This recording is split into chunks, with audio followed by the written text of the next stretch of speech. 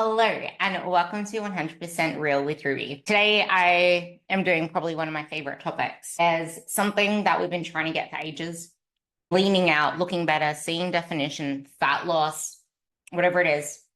And we're still stuck. We're still not seeing results. Getting brutally honest about it. You've been trying to lose fat for years. You've been dieting for years. You don't remember the last time that you didn't even think about it. Tied to the scale. You've done the meal plans. You've done a whole heap of things, downloaded apps, bought the programs. You're tired, you're frustrated, and you're probably heavier than when you started. You're further from where you want to be because you've been trying this for ages and ages, and every single time that you try, you fall off, and then you get into a spiral of shame. It gets hard because it's not a matter of if, it's a matter of when. It's never really what we think it is that's holding us back. Or it is, but we don't know how to solve it. So we go about the roundabout way to try to get through it. Sometimes we know exactly what it is, but we're too scared to do the very thing we know what it is because we don't think our bodies will respond in that way. Or we're scared of the ramifications of it because what's the what if? But the real question is, how long have you been trying and dieting and running in circles, chasing something that gets you results, but only for a short while? Or how long have you been trying to finally get something to work and it hasn't started to work? Today, I'm breaking down why so that you can stop feeling so frustrated at yourself. Something needs to change. They will tell you that you need to go harder, but I will show you where to look first. It's not just about being more disciplined. It's about why your body isn't responding. That's what I want to break down. Why your body isn't responding, how to improve your body composition, your energy, and set yourself up for long-term success that actually feels good so that you feel great in all other areas. Because so many women come to me wanting fat loss. They think it's a time management issue. Many of us lack in self-care, the way that we are around food, the way that we are around ourselves, not prioritizing what needs prioritizing.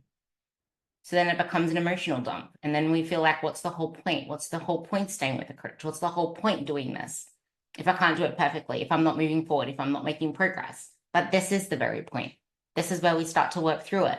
This is where we start to troubleshoot things, experiment with things, treating it as an experiment. Because you've been trying for years already. Aren't you over that? You just want to feel good again. I know. And the hardest part of all of this is that you don't feel like you're there yet. So you don't feel like stepping away from fat loss is the answer because you're not there.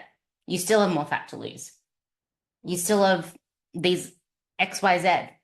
You're not lean enough to eat more. You're not XYZ disciplined enough or in control enough, or what happens if I eat more? Because you don't feel like you're there. You don't see taking a step away from fat loss as something that's for you. That makes so much sense, but that's why I'm not going to just talk about that to start with, because I know that it doesn't make sense in your head. If focusing on the same fat loss thing was the answer, you would be there. And that is what I am trying to say here. If that is all you've been doing all along, it's one of the worst ways to get results. I've had so many clients come to me thinking something was wrong with them, that their body was broken, that it didn't work the way it was supposed to work, that it would work for them, not for me. My body's different. I have too many things to fix. I've already done X, Y, Z. My body won't respond the same. Something's off. I can't figure out what it is. I just spat out everything that I believed when I first started. But turns out I was wrong. Turns out I just needed a slap across the face. But that was me. Many of you need a lot more coddling because you're already slapping yourselves down. The only thing that is wrong with your body is that it's burnt the fuck out. You're burnt the fuck out. Your body is tired. Your metabolism is fed up of your bullshit. Your brain is running some 24/7 marathon, 400 miles. Not the, I don't know how many miles in a marathon. It's like a tug of war with yourself and it's exhausting. No wonder you don't have the energy to think about all of this stuff. Like, imagine, I actually ask my clients this, imagine if you took everything that is inside of your head and broadcast it to the world. What would they think of you then? What would you think of all of that? How would you feel if you just had all of your thoughts out there in the open? I would feel exposed and naked. The war in your head is the most exhausting thing there is. Then every single time that you feel like it should be happening faster, and then you start running out of more time because you haven't really moved anywhere, and then it's a year again. You're still not there. Then there's the shame. Then you try even harder, and then you mess up, and then there's more shame, disappointment. It all comes from breaking the promises to yourself. We think it's more discipline that we need, or more willpower, or we need to go harder, or we need more rules, or we need to just plan things better or fit things in. We need to make time for things. It's like, no, we need to figure out what is holding you back and how to manage it better, which is why struggling, recognizing that struggle, reflecting on that struggle, analyzing is progress. The more aware that you become of what it is that's holding you back is one step closer. It's never too late to start. Like, yeah, you should have started earlier, but there is no better time to start than now, because every single time that you try again, you're not trying again from that same place. You're trying again from a worse place every single time, because now you have more guilt, more stress, and way less trust in your body's ability to do anything, in your ability to do anything, to stick to anything. So yes, of course it's harder. Of course you're going to feel more skeptical of anything. Of course you don't think anything's going to work, because you've never given yourself any proof that you follow through. You can do things. Your body can do things, because your approach has been wrong. It's got nothing to do with what your body can or can't do, because it can. It just needs the right system, the right approach. And that's what I want to dig into here, because I've had those clients too. And I've had clients where they even trusted a coach and then they got burnt. So then it was even harder to get started on the right plan for them, because not only did they not believe in themselves, but there was this skepticism around the coaching, because it's like, I don't want to trust this, because then what if I end up in a worse place and I don't know if you can do this, or, and now it's a completely different story. But it all starts with you having, like, I have all the patience in the world, but do you have it with yourself? Because this isn't like a 12-month thing. This is you're committing to a lifetime thing with yourself. You're not with your partner for the longest time possible, whatever the marriage is. You're with yourself for the longest time possible. You take yourself to the grave. So let's make it something that feels good, something that you're proud of, something where you feel good. Because I'll be honest, your metabolism doesn't adapt the way that people say it does. It's not like you go on a crash diet, 1,200 calories, and all of a sudden your body needs to eat less and less and less. It doesn't work that way. For some people, it may, if you're completely sedentary and you sit on your ass all day, if you don't train at all, and if you're 35 kilos. But otherwise, if you're trying to get in your steps and you're training and you're at least 45 kilos, that's not how metabolism works. It's not about your body being adapted, because it has all the power in the world. It has all the power in the world to adapt its way upwards as well. It's just that you've never given it a chance, because you're so scared to eat enough for that. You're so scared to take a step away from fat loss. And even if you're eating more, if your mind is still in it, you are still dieting. Even if you're physically gaining weight, you are still dieting. Your hormones that are tied to your metabolism are tied to your brain. And your brain, it's the source of a lot of our sabotage. And that's where it starts. And that is why there is such thing as people believing in hypnosis for weight loss, and psychology of weight loss is a thing. Psychology of weight loss is a thing. The hypnosis, I don't know. No. That's just rewiring your belief that you can do it, because when you believe you can do something, you're going to bloody do it. So where do we start? Okay. Goal of this podcast is to talk to those of you who have been dieting for years, trying to lean up, trying to make a breakthrough, and just not really getting anywhere. Because we are a team. Well, me and my clients are a team. We can be a team too, because you're listening to the podcast, but you're a team with your body, so work with it. Part 2, we'll close the circle on this whole diet break thing and talk more about, because there's 2 different diet breaks. There's like the diet breaks that aren't really diet breaks, and they're between diets. And then there's diet breaks that are within diets. This is the diet break between diets. We don't want to just talk about a break from the diet. We're talking about a diet break from your entire approach. But before I begin, I'm promising you this works, because I've had clients who've never ever had success come to me with wins like, I need new underpants. I have to wear belts all the time. They also won't buy new clothes, because they know that they're in a journey and there's more seasons to come. Sometimes they do, but most of the time they don't, because they know that there's going to be more to come. Unless there's only a little bit of weight they had to lose, and then they know that they're going to settle in there. Or they just buy clothes that adapt to any situation, like I do.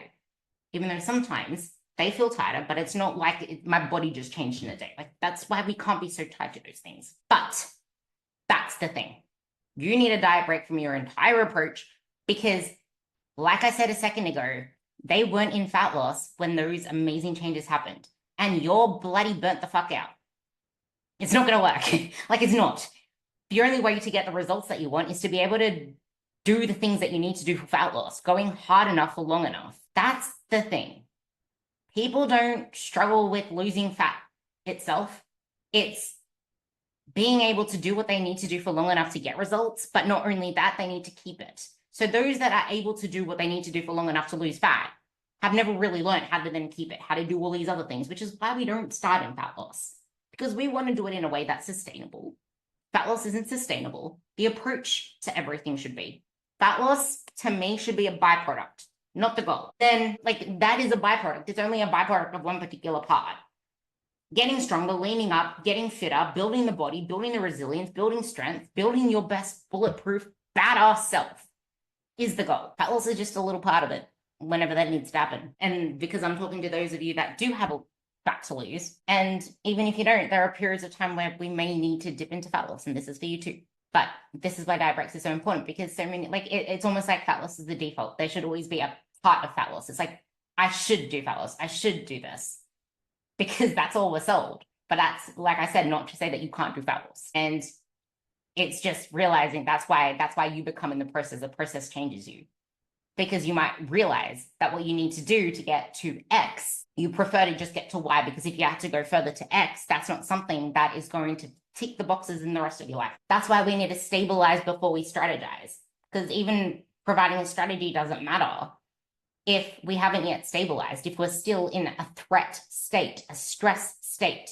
We want to build the mindset and the expectations and the habits, all the building blocks that we need first, so that we stop sabotaging. Because trying to strategize the most simplest of things is not going to work. It's going to fall through if you don't learn how to stop sabotaging yourself. I had a client who thought she was addicted to food, significant fat to lose. We didn't even think about fat loss. The first thing we did after her just being in diet mindset, exercise, burns calories, everything, cardio, this, that, and the other, she thought she was lifting really heavy, really hard until she did my training. Now she's actually lifting like someone who means it, lifting with purpose. Her body is changing like crazy. Like, you can see the muscle definition now, the muscle shape. And she still has a lot of fat to lose, but she's finally making progress away from fat loss. And it's taken a while because we had to work through all this other stuff, and focusing on all of this other stuff is boring. It's not something we want to do, which is why we need to focus on something that is rewarding. We started with taking the guilt away from food she loved. We gave her permission to eat carbs and more of them. We made a non-negotiable dessert so that she knew that she was going to eat something delicious when she got home, and she didn't want to have anything to do with bulking it up with this, that, and the other. She wanted it to be real dessert. So that's what we did. We bulked up the other meals with the protein and plants that she needed so she can eat a real dessert. She's not emotionally eating anymore. That's what stabilizing looks like, and it looks different for everybody. The goal is to basically give your mind and your body a sense of safety away from restriction, and building a focus onto something that's exciting, removing the shame. So then we can strategize. If you want a PDF on finding what your maintenance lifestyle calories are, shoot me a message on Instagram, TransformXRuby. What I mean by this is, it's not for the you that you are now, it's for the you that you want to be. It's not about staying where you are now if you have a lot of fat to lose. It's about building the habits. And this comes into part 2, building the habits, creating the lifestyle of the maintenance lifestyle of the person that you want to be, the body that you want to live in. It helps with removing diet fatigue. That is why we do it. Because people just assume that if you have more fat, fat loss must come first, which is why you stay trapped. Like, I don't know how else I can say it. It's why you stay trapped, because if it wasn't a trap, you would be feeling like you're progressing. But we need to figure out all those other things. So maintenance lifestyle. What habits? We need to build the habits of that self that you want to be. Walking. What stresses and mindset traps do we need to work on so we can keep this? More sustainable habits. Sleep, stress management, nutrition, mindfulness. Once we work through all of these, we can start to see what it is. Like, we can work through the very things that have stopped us getting results in whatever way it is. This even works with muscle building. This even works with trusting yourself to eat more food as well, if you wanted to go into a surplus. But maintenance is perfect. I also have red, orange, and green days, which works when you think that time management is the issue, because it's usually not. It's just that we're so burnt out. Our energy isn't there. We don't really want to do things. We continue to pile on more and more work because we have the pressure of being perfect. We need to please people. We never give ourselves time to calm down. So we're always burnt out. We're always low on energy. So then we don't want to do things when we have any time to do things because you're burnt the fuck out. So I hope this kind of helps with that in why starting off with a diet isn't the answer. It's working through time management issues if that's the thing that's leading to you emotionally eating or eating on the go or anything that leads to any eating issues that have to do with time management. Because you can't just put life on hold and force a system and then expect it to keep working when you take those, like when you let life be life and you let the system function normally. Like you can put all the set, like you can try to direct things like this, that, and the other, but you can only do that for so long before you have to let things go and then function on autopilot. And if your autopilot goes straight to the same things that kept you where you are now, that's where we need to go. That's where we need to address it. Because life is never going to calm down and there is no perfect timing. This is where that red, green, and orange fits in. On your best days, we can do this. On your worst days, we can do this. And red, orange, green also comes into, okay, so red means never go into that territory. Green means this is my ideal. If I go into orange territory, that's fine. But it's a warning sign that I need to figure out what's going on so I can pull myself out before I go into red zone. There's all different ways we can do that. I've spoken about it before as well. But I wanted to keep this one short because there's not really much else, no other way that I could really say it than if what you were doing was working, it would work by now, but it's not. That's why we need to focus on things that will allow you to have fat loss as a byproduct if you have that fat to lose. Diet breaks do not mean that you failed your goal. It's the only way to get to your goal, not a diet break, a break from the whole strategy. You can't think about going back into a fat loss phase. You need to think about creating the habits of the person that you want to become, because that will have fat loss as a byproduct, especially as you then start to tighten things up if fat loss is a goal. But we're not going to keep the focus on fat loss. It's going to be on all these other things that we build up, because that's the only way that we're going to get the results we want without feeling so drained all the time. So we start to do things that make us feel good and in control. And we stop self-sabotaging. We stop feeling like we're so controlled by food tracking and this, that, and the other. We don't spiral into some obsession that makes us just want to break free and we don't want any more of it, because so many of my clients have, well, when they come to me, they're so burnt out from tracking, they're not even tracking consistently. Like, tell me how you're meant to lose fat if you are so burnt out from even thinking about food. But that's the reality. Like, so many people are burnt out from that stuff. I spoke to a woman who was having weekly cheat meals that she called them, and then she corrected herself to a high carb day because she felt like her body needed it. It's like, well, why are you elongating this when you know that every single time that you lost the weight, you couldn't keep it off? Then why not learn how you can thrive without that? How you can give your body what it needs, get the fat off, keep it off, and keep progressing. Because what happens next? That is why you need to learn what maintenance lifestyle even looks like. And no one knows. They only know how to go hard. They only know how to go grueling to the wall for fat loss. You never learn anything outside of that. And it's so easy to say, I'll deal with that later. But at the end of the diet is the worst time to even think of that, because your body is craving fat. It's craving food. It's craving breaking free like a rebel. That's why people yo-yo. So it's not that you've tried everything and nothing works. It's just that no one has explained it. And I'm hoping that this kind of made sense. And if it didn't, I'm happy to go further into detail in another podcast. Reach out to me on Instagram. I'll even have a chat with you, see if I can help you. Because the worst thing you can do is waste your time again on something that doesn't work, or thinking you need to have everything perfect before you start something, or you need to have your shit together, because that's already been what we've been telling ourselves. No, start now. Stop wasting more time on things that still don't work. Please. It's not worth it. You've not been consistent. You've been reactive, which has kept you in some form of, like, you think that you have control because of that, but you're just reacting to your own guilt or to whatever else it is. You never learned how to thrive. Like I mentioned, the best part of all of this is you go from food feeling like a failure all the time, burnt out, starting over, your confidence getting eroded every single plan, every single year, whatever else it is, believing that you're the problem, so you need to change.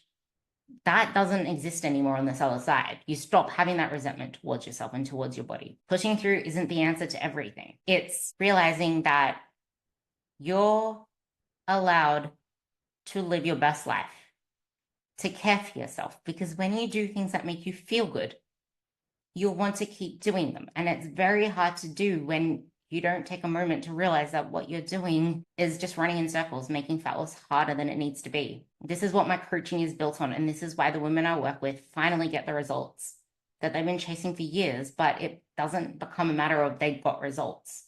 It's a matter of they're chasing strength. They're chasing stuff now. They're chasing amazingness now. It's not focusing on results means I lost weight. It's not even like results doesn't mean weight loss to them anymore. Results means being their best self, and they're on a continual pursuit of that, chasing more, excited.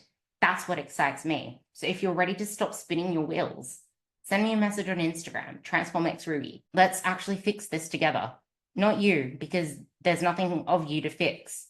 You're doing what you know. You're doing what feels safe, what feels known, and it doesn't feel safe to allow yourself into unsafe territory, because what if? You've been there before. Okay? Love you to bits. Hope this helped. Talk later.